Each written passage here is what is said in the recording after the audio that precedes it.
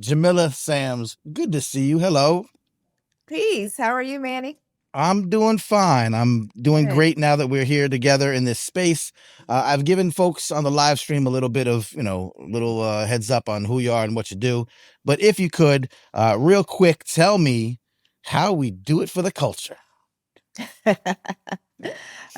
Depends on who you're asking. So since you're asking me, what I do for the culture is I'm an educator for the culture. Everything I do is about using education as a tool for liberation, and hip hop is at the center of that.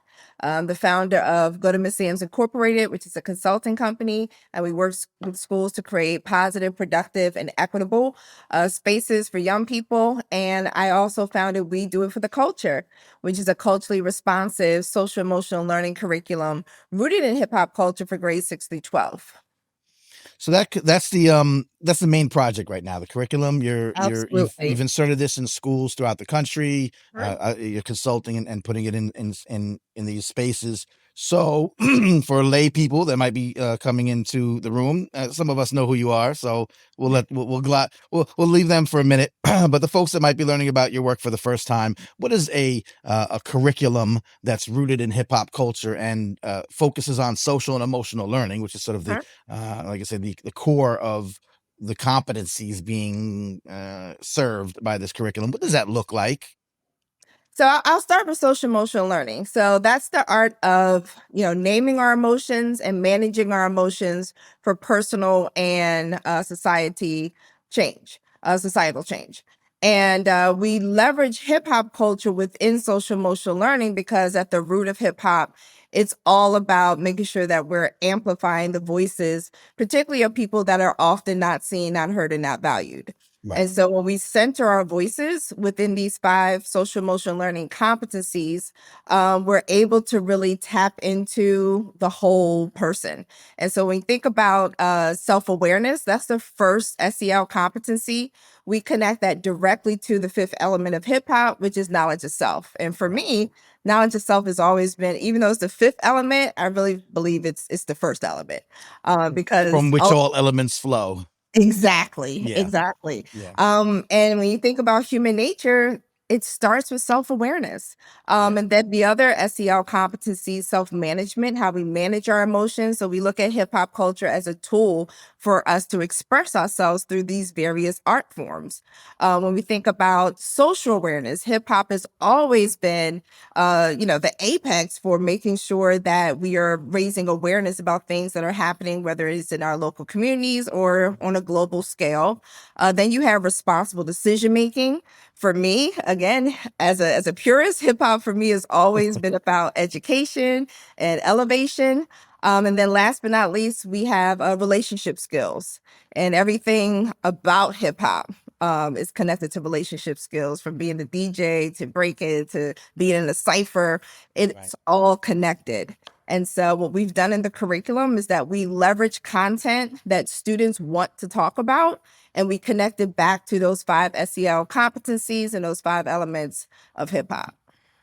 This is amazing stuff because it's as I say to folks that do kind of the work that we try to do, or the stuff we try to get across to the world, but put it into a book. I had Dr. Toby Jenkins on, put in a Mhm. curriculum. What you're doing here, y'all are able to package it in a way that makes so much sense and is so relatable, but also importantly enough translates to the folks that aren't familiar with the culture Right. and with our movements and our music and our way of being, our ethos translates it to that. That's the importance of doing this as a curriculum, right? Yeah, absolutely. A lot of schools do not have the resources. Sometimes even just teachers are struggling with the language in order to connect with students. And so because hip hop is universal and is touching all young people, no matter where you're from, I think just having that common language, the common culture, experiences that they want to talk about, then helps teachers to build deeper relationships with students. Right. And so we kind of use that as a conduit for those conversations. Again, for folks like us that maybe certainly like yourself that have come up in not only hip hop culture but Black culture. This is sort of the again, the ethos that you live with. But not Right. every teacher comes from either of those cultures or communities, or Exactly. the Venn diagram where they intersect. Mhm. So they might look at this, and I talk to music ed educators and regular folks who say, I might Mhm. want to. I like the sound of this. I'd like to connect to Mhm. my children more. I work in a Yep. predominantly minority school district. Is this something that they can look at? How do you, I guess, assuage their fears or their hesitations Mhm. because they're not familiar or from these cultural backgrounds? Right, right. That's a really great question, and we're asked that a lot, and we come across that in our daily work. And so, what we do is we leverage hip hop culture as a tool for storytelling. Mm, That's ultimately what it is. And a lot of teachers, unfortunately, were taught to teach content and not human beings. And so they struggle with vulnerability, they struggle with empathy, they struggle with even just listening because they're so busy, being, a dictator instead of a facilitator. And so what the curriculum does is gives them a resource. So what we're learning is that teachers are finding more about themselves through the curriculum, which is mm, then impacting the students. And so we've had a lot of teachers say, I wasn't prepared.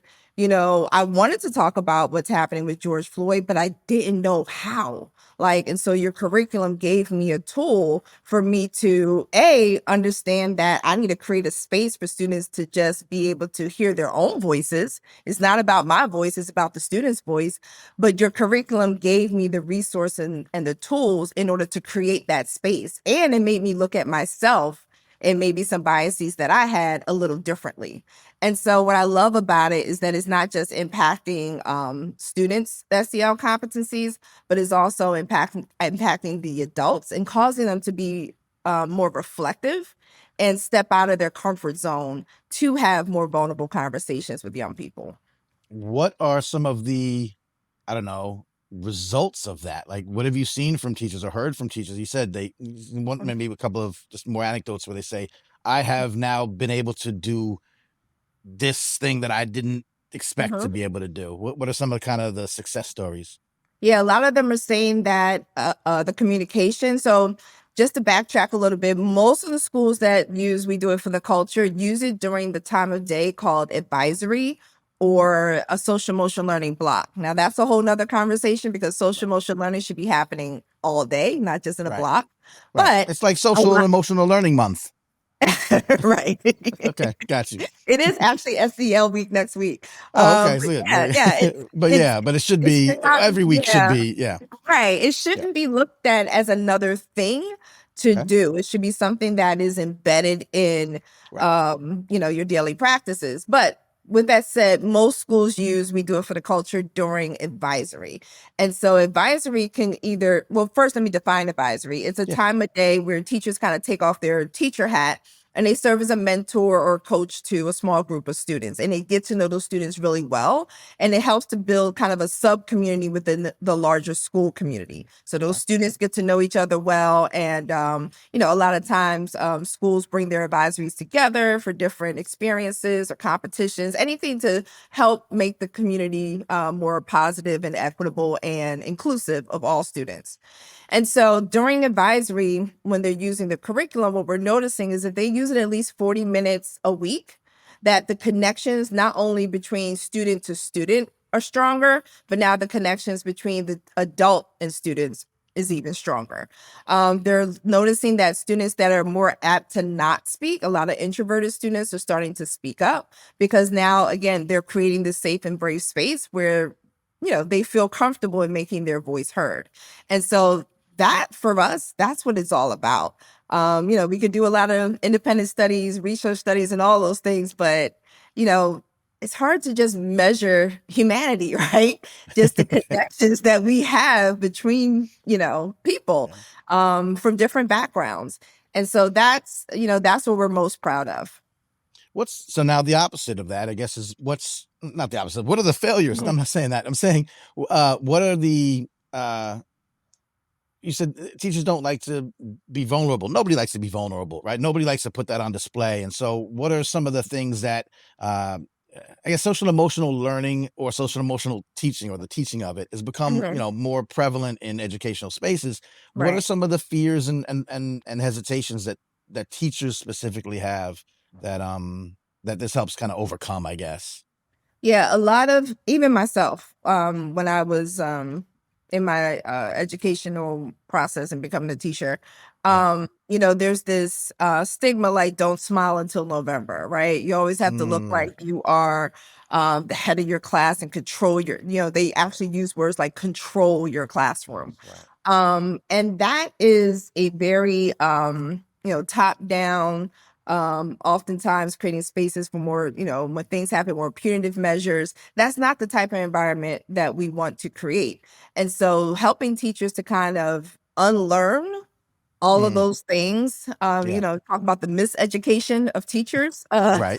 Right. Fair That's enough. one, yeah, shout out to Lord Hill. That's one of the Hmm. things that they need to change. And Yeah. for a lot of them, especially those that may be, a little older, it's hard for them to kind of get out of that mode. However, once they do, they're able to see that, okay, as a human being, I'm just maybe a little older, but I come to the table with all of these experiences. As a young person, you're coming to the table with all of these experiences. What experiences do we share? What experiences can we learn from each other? And so for those that are reluctant, 9 times out of 10, those same adults that struggle with building relationships with their students, they struggle building relationships outside of the school, outside of the Mm, workplace, right. right? And Mm, yeah. so, they may be really passionate about their content area. I really love science, I Sure. really love math, but I don't know how to make math connect to my students. So if you're not able to make that connection, what are you doing? Right, Right? right, and hip hop can be a conduit to that too. Like this is Absolutely. you just said content area. It's content area agnostic, Mhm. right? In a way, it doesn't matter. Like you could be a math or a science teacher. How does that like specifically, as an example, those connections can be made? Yeah, like hip hop. I learned geography growing up by listening to hip hop. Right, AFRICA, Angola, Soweto, Zimbabwe. I could break it down, right? Like right, I learned geography. I learned, mathematics. Listening to Yazin Bey, Most Def. Like hip hop is universal, and just the science behind hip hop, right, the rhythm, the beats, counting the measures. I grew up playing the piano and I had a metronome and I had to count the measures. Like, right, all of that is connected to hip hop culture, spoken word, making sure that you're bringing in, different vernaculars and all those hmm, things into your ELA classes. Like, it's right, so connected. And I think the biggest space where we see a lot of teachers not just using we do it for the culture in their SEL blocks or advisory blocks is they're starting to use it in their English classes in addition to their history classes. mm, Because again, we think about, promoting social justice and social awareness, there's a lot of stories that go into that work.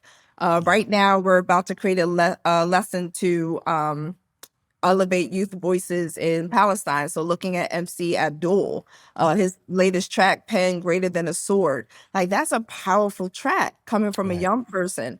But from a historical perspective, now you can connect what's happening right now to what's been happening, for decades. And right. so these are just ways that, hip hop is impacting education.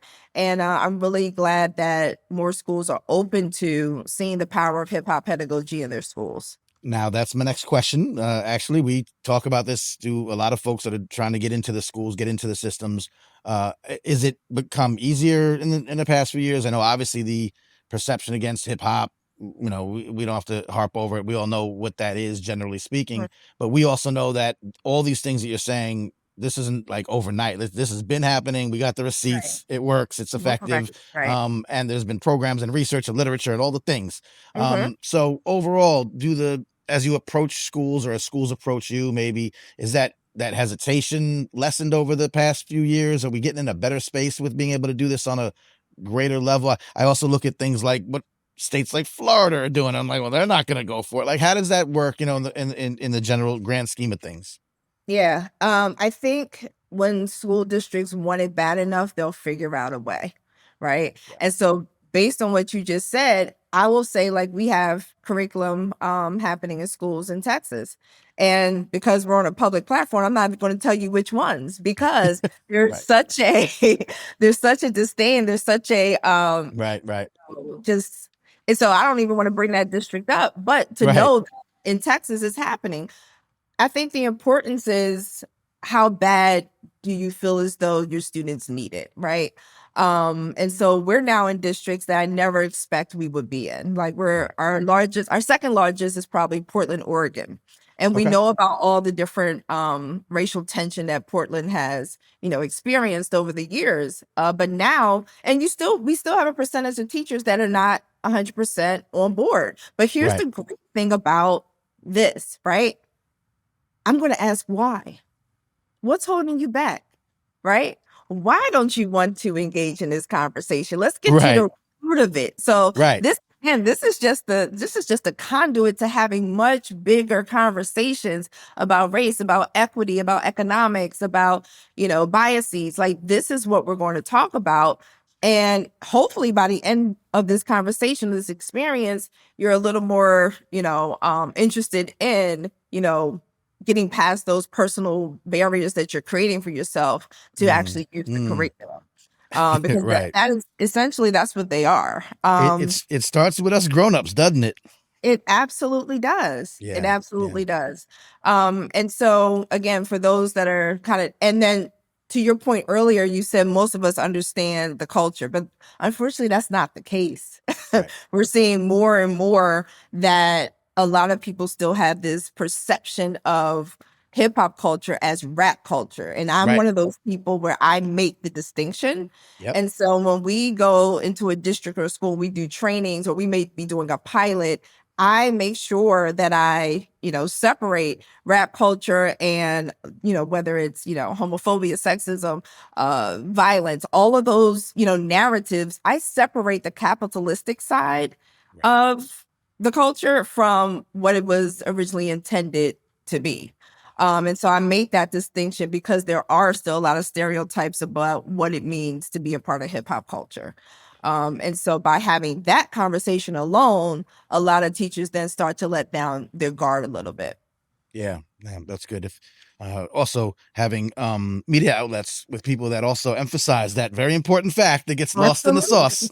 Absolutely. Absolutely. Because Absolutely. yeah, as you know, it's important to erase those narratives, or not, yeah, I mean, not erase, but confront them Yeah. and make the distinctions that you do, and that's important because as we know, again, this is just saying things that we inherently know. Right. Finding a way to get it into the right places and drop the seeds and the gems in front of the Mhm. people who have the ability to make the world a better place through their positions, and so that's the work, and it's wonderful. I'm gonna ask you a couple questions about the specifics of the thing that I found really interesting, but Mhm. I just want to, before I forget, um there are schools that take, I'm just kind of the logistics of it, Mhm. schools that accept the curriculum. Can teachers do this independently, or does it have to Yeah. come through the school district? So if teachers are like, well, my district's not gonna go for it, but on the low, Mhm. I want to get involved, that's possible too.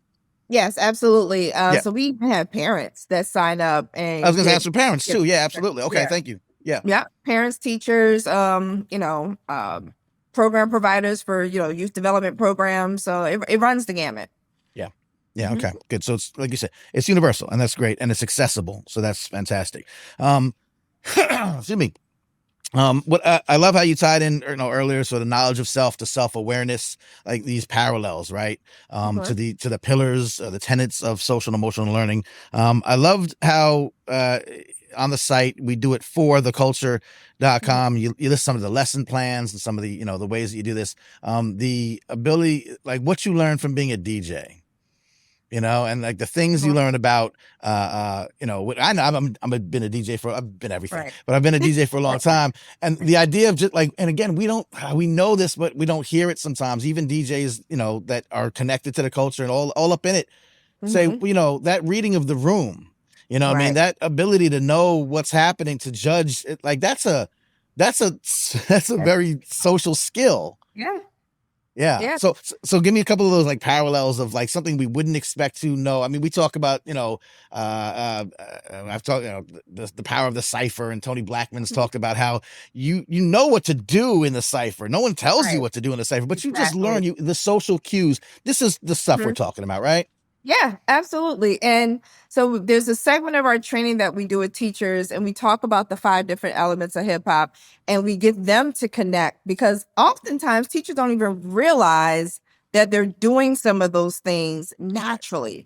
Right. Whether it's call and response, that's relationship skills, right? And I've seen the sitting in a circle, like this is Sit the in way a we circle. communicate better. Like, yeah, that's the Like the cipher. We know cipher. this. Yes, Right. absolutely.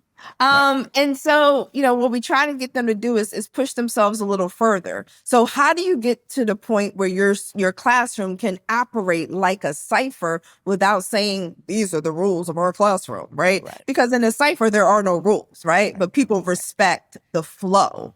And Right. so helping teachers to understand how to, ways to cultivate the environment so that it just flows naturally and students aren't disrespecting each other. They're not talking over each other. They're connecting with their voices to other voices seamlessly. Like that is what we're trying to get them to understand. And a lot of these things they may already be doing. Mm. So yeah, they serve as the MC for their classroom, but they're not the only MCs. All of those young people in front of you, they're MCs too, right? That's right. And so how often are you giving them the mic? Are you holding the mic the whole time or are you Right. passing the mic?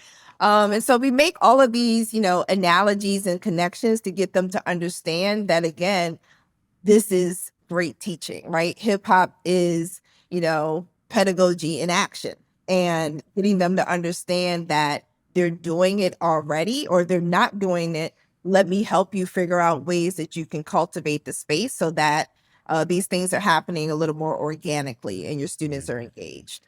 I love it. And as many of us who end up where we are, where you are, it's not a straight path. I'm curious, like how you got here, how you got to doing this, like what.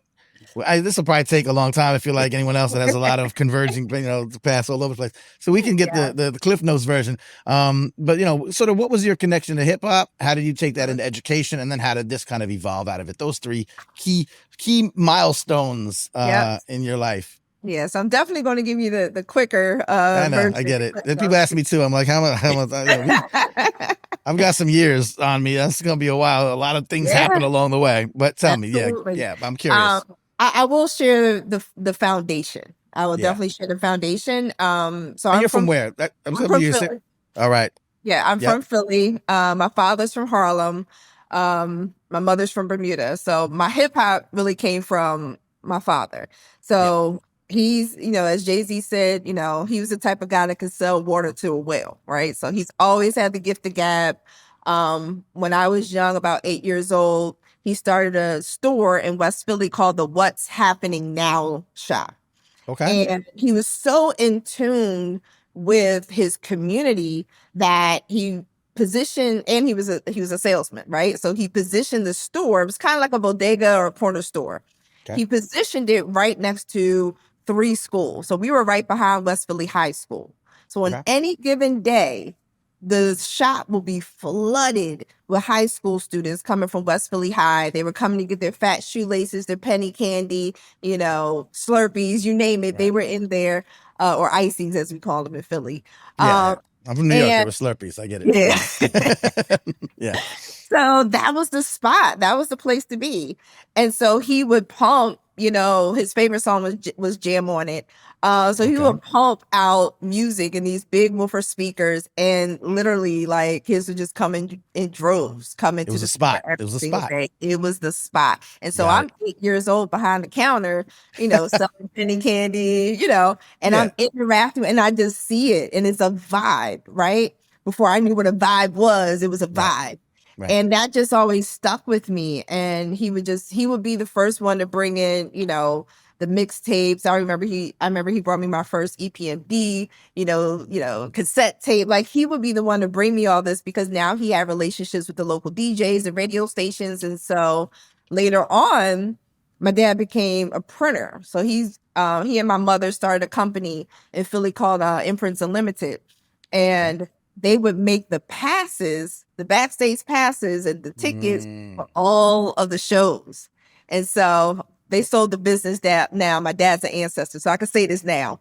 So I would get all of my backstage Of passes. course. Oh, one fell off the printing press. Oops. It's brilliant. Yeah, I would get all my Oh my backstage God. passes. So there's I've seen so Talk many. about the plug. Yeah, right. Plug. Yeah. That's dope. So yeah, so I had so many experiences, and so I was just like embedded in the culture the entire time. Yeah. The entrepreneurial aspect of it. I'm Right. third generation entrepreneur. So fast forward to me becoming an educator. I became an educator. Um, and I talk about it in a couple public spaces, but long story short, I was involved with somebody that really wasn't good for my health. And he had two nephews that were not, they were young and they weren't being taught their ABCs, one, two, threes. And I was in a weird place in my life where I would spend a lot of time with those two young people. And I realized that I enjoyed going there, not to see the knucklehead I was dealing with at the time, Right. but I was enjoying bringing books and reading to them and teaching them ABCs and one, two, threes. And then when I went to Lincoln University in Pennsylvania, and I became an education major because I wanted to be a creative director, but they didn't have that program. So I ended up being an education major, and that literally changed my life. And so I've always used hip hop as, again, like a conduit, something to connect, because I was really into hip hop. And I just also assumed that all students across the world were interested in hip hop. So when I moved from Philly to Baltimore, I got a rude awakening from a cultural perspective. Now I'm only 21 years old, so I just make all of these blanket assumptions. But when I'm in Baltimore, they were like, now we listen to club music. And so I was like, oh, word. So now I have to shift, right? So I bring in some house, but I will also bring in some club. And so I was still bringing the house that's connected to, like, Jungle Brothers and things of that nature. Right. The hip house. The hip house, right? Yeah. But I would still learn, like, who are you all listening to? And so I would bring that into the space. And then eventually I became an assistant principal. And after that, just started my own company because I wanted autonomy. And I wanted the ability to help schools create these spaces. I was really blessed to come from schools that had really great leadership and built really strong community. And I wanted to replicate that for other schools across the nation. So that's why I kind of started the consulting business. And then through that work, I really noticed that schools didn't have a culturally responsive SEL curriculum to use with their students. A lot of it is very, leave it to Beaver, very outdated concepts. And our students, that's not the way they learn. They have to be fully immersed in whatever it is that you're talking about. So you got to make those authentic connections. And that just wasn't happening with the curriculum that was out there. And so I just decided, you know what? I need one that's going to center the culture, center our voices. And that's why I created We Do It for the Culture. So a little longer than the Cliff Note version. No, but I love it. I love it. I love it. I love it. I love it. I was born right outside of Philly, actually, but I grew up in, I grew up on Long Island. So when you say EPMD, I'm like, yeah, that's what's up. And I also know, I happen to know, because I watched the other interviews, that we share our number one top 5 dead or alive in Rakim. So Strong Island in the house. You know what I mean? Absolutely. Absolutely. That's it. A couple more questions before you go, if you could be so kind. One is like, and this is the overarching holistic question, right? In the field, in the work that you're doing, it seems to some of us, and I'm sure sometimes yourself maybe, and folks that work with you, that while these strategies and integrations and intersections are so valuable and are so good at helping uplift the educational lives of young people across the board, right? Again, this is universal. This works. A lot of times people say, well, this will be great in the inner city. Well, no, yes. And it can be used anywhere. There's white people in Idaho that like hip hop too, or will connect to it. You don't have to like hip hop. You'll connect to the, because you listen to the music and but also most important, would probably be best beneficial to the lives and livelihoods and communities that have been traditionally underserved and under Mhm. resourced and underloved. So for all the reasons, this is, brilliant work, and it's important and vital for Right. the equality and equity of our nation as a whole. Right. Not everyone wants that, though, right? No. And so you have states, you have districts, you have perhaps on a federal level. Mhm. You're gonna have, this is not an easy battle, even though the receipts are clear and we feel good about it. Right. Overall, I don't want it to seem like it's hopeless that this would ever be something that could be used in a mass scale. But I know people ask that all the time. I was just at a panel here in Atlanta. I'm in Atlanta these days. I did the thing that New Okay. Yorkers do, and I moved to Atlanta.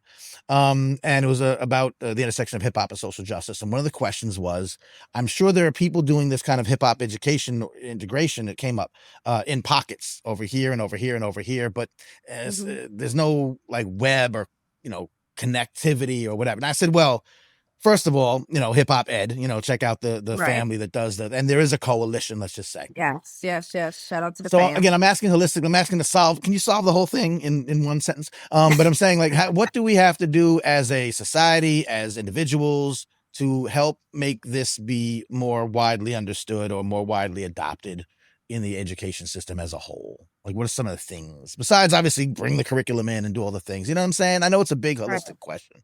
Right. It is a big question, but kind of like the individual conversations that I have with teachers all over the nation when they are reluctant, I ask why.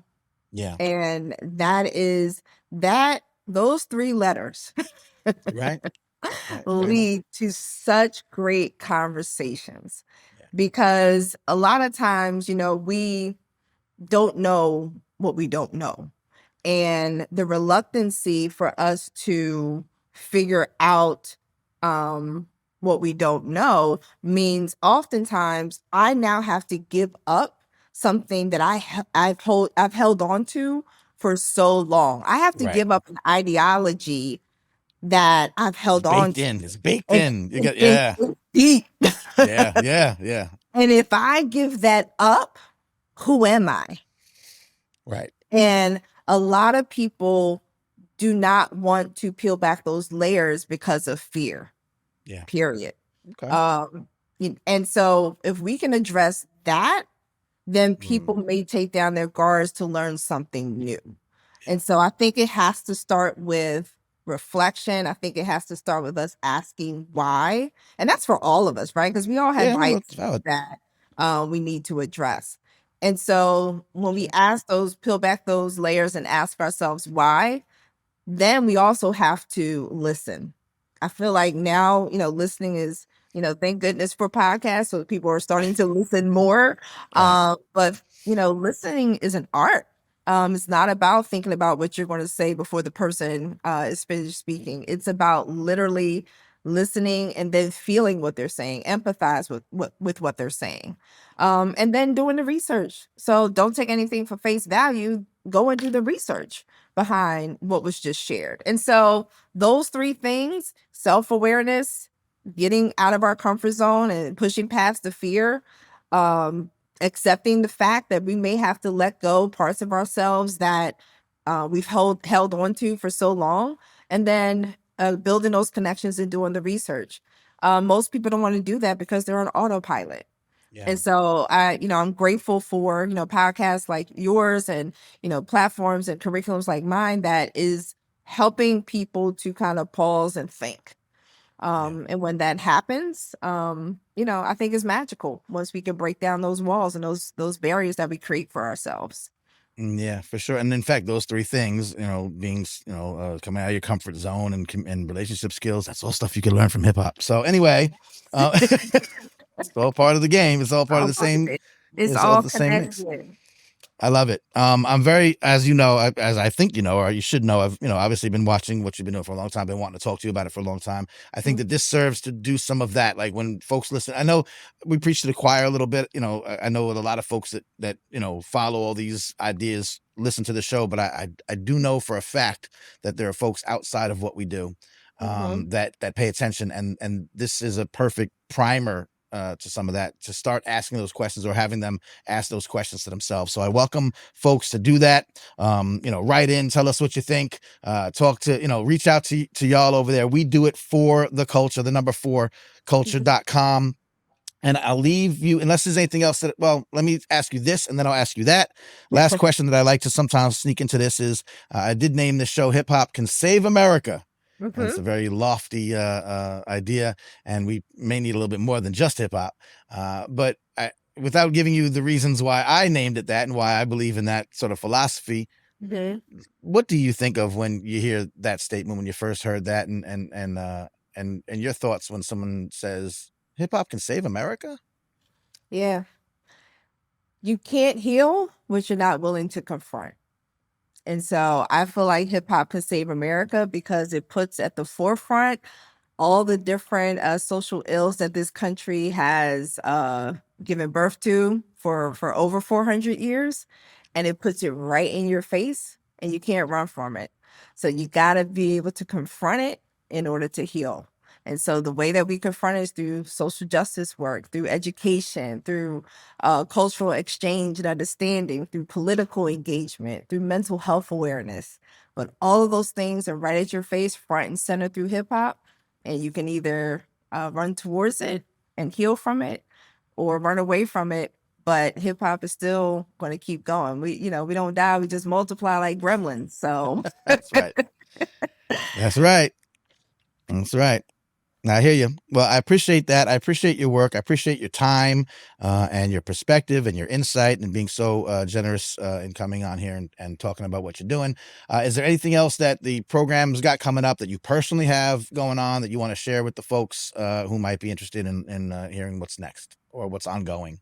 Yeah, so we're excited to launch a series of asynchronous lessons so that teachers can actually log on and get some self-development work outside of us coming into doing training. So we're really excited about that, and we're looking forward to working with some really dope educators and practitioners in the space to collab on some of these. And so we're really excited about that. But right now we're in 15 states and growing, and we're just grateful for the opportunity to make an impact.